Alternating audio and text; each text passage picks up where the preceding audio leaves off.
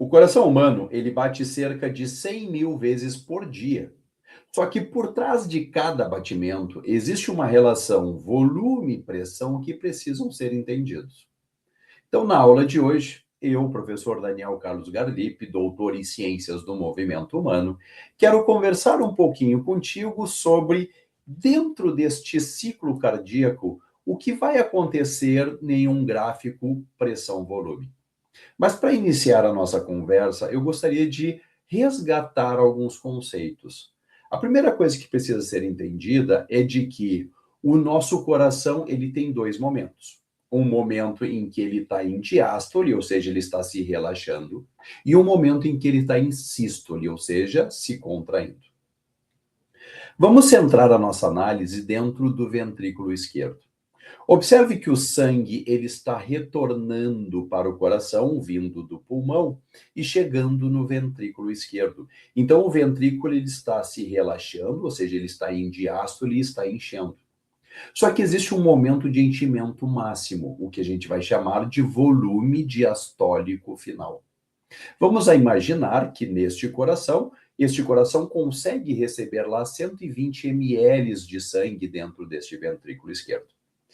Num segundo momento, o coração está em sístole, ou seja, ele está se contraindo, e o sangue está saindo pela artéria aorta. Mas por mais que o sangue saia deste ventrículo, uma parte de sangue vai permanecer dentro dele. Vamos imaginar que permaneceu dentro deste ventrículo, após a sístole, 50 ml. Ou seja, o que a gente pode idealizar de que saiu deste coração, o que coube dentro dele, menos o que ficou. E o que saiu deste coração? O volume sistólico. Então, o volume sistólico nada mais é do que o volume diastólico final menos o volume sistólico final, que neste caso, 120 menos 50, estamos falando de 70 ml. A partir desse conceito, nós vamos para um segundo conceito. E que segundo conceito é esse? O débito cardíaco. O que é débito cardíaco? É o volume de sangue ejetado por um ventrículo em um determinado período de tempo. E nesse período de tempo, vamos levar em consideração 1 minuto. Ou seja, o que seria o débito cardíaco? É a frequência cardíaca, quantas vezes esse coração bate em 1 minuto, multiplicado pelo volume sistólico, que é quanto está saindo de sangue desse ventrículo. Então, se nós pensarmos que um coração está batendo em torno de 70 batimentos por minuto, multiplicado por 70 ml de sangue que está saindo deste coração, nós vamos chegar a um resultado de 4.900 ml por minuto sai, então, deste ventrículo, o que a gente pode arredondar para 5 litros por minuto, ou seja, o que seria o débito cardíaco prioritariamente numa pessoa em repouso? Seria que 5 litros de sangue seriam injetados por um ventrículo dentro deste minuto. A partir desses dois conceitos importantes, a gente finalmente chega, então, neste gráfico aqui, chamado gráfico volume-pressão. Este gráfico está levando em consideração o ventrículo esquerdo. E vamos relembrar que dentro do ciclo cardíaco nós vamos ter 5 períodos. Um período de enchimento ventricular, um período em que vai haver a contração atrial, um período de contração isovolumétrica, um período de ejeção ventricular e um período de relaxamento isovolumétrico. E aqui eu montei, então, essas imagens para que a gente possa entender de forma bem objetiva. Vamos analisar cada um deles. Olha só. Quando o ventrículo se relaxa e o átrio já está relaxado, vai abrir a válvula átrio-ventricular. O que vai acontecer? Como o sangue nunca para de chegar nos átrios, os átrios estavam se enchendo. Então, quando abre a válvula átrio-ventricular, o sangue que estava enchendo o átrio escorre para o ventrículo, porque nós vamos chamar, dentro do período de enchimento ventricular, de período de enchimento rápido ventricular. Então, vejam que o sangue ele vem rapidamente do átrio para o ventrículo, aumentando o volume, porém sem grande modificação de pressão. Mas, como o sangue nunca para de chegar nos átrios, Como a atrioventricular está aberta, o sangue ele vai continuar chegando e escorrendo para os ventrículos, o que a gente chama de período de enchimento lento ventricular. Vai continuar havendo o enchimento desses ventrículos. A partir de um momento, vai haver então o início da contração atrial. Ou seja, o átrio, ao se contrair, ele manda mais 20% de sangue para dentro dos ventrículos.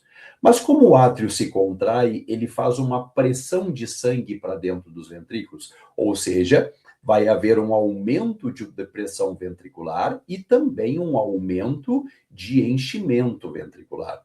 Então vejam que o sangue está migrando dos átrios para os ventrículos. A partir deste momento, os ventrículos começam a se contrair. O que vai acontecer? A válvula atrioventricular, ou as válvulas atrioventriculares se fecham, mas as válvulas semilunares ainda não se abriram. Ou seja, o ventrículo está se contraindo, mas como as válvulas semilunares ainda não se abriram, não está saindo sangue de dentro dos ventrículos. Então, está aumentando a pressão ventricular sem que haja modificação de volume. E este momento a gente chama de período de contração isovolumétrica. Não existe mudança de volume. E aí, finalmente, então, abrem-se as válvulas semilunares. O sangue começa a ser ejetado, seja pela artéria aorta, seja pela artéria pulmonar, o sangue para fora dos ventrículos, o que a gente chama de período de ejeção ventricular. Observem que, como o sangue está saindo dos ventrículos, o volume está diminuindo. Vai haver um primeiro momento de aumento de pressão e depois uma pequena redução desta pressão, mas o volume cai de forma bem importante. Quando o sangue ele é injetado e o coração terminou de se contrair, ele começa agora a se relaxar.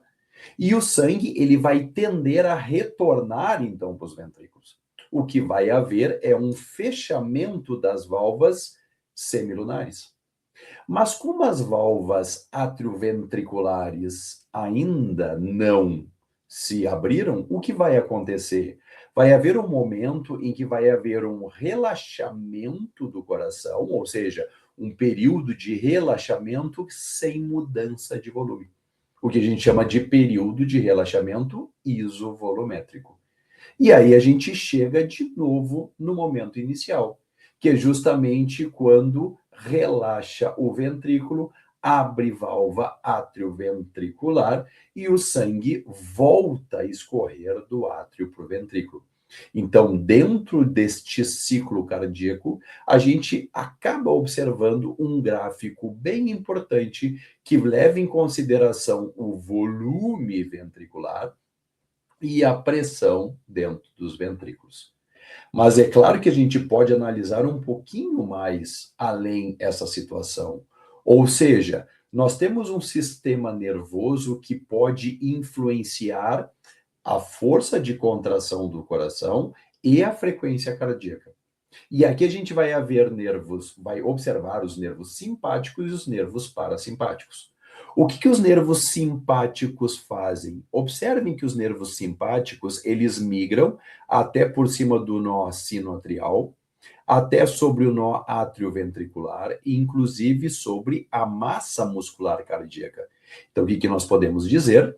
Que uma resposta simpática, ela é capaz de aumentar a frequência cardíaca e aumentar a força de contração cardíaca. Por outro lado, observe que os nervos parasimpáticos, eles vão migrar somente por sobre o nó sinoatrial, o nó atrioventricular e também para o lado oposto, onde vem a banda de Beckmann aqui, para o lado esquerdo cardíaco.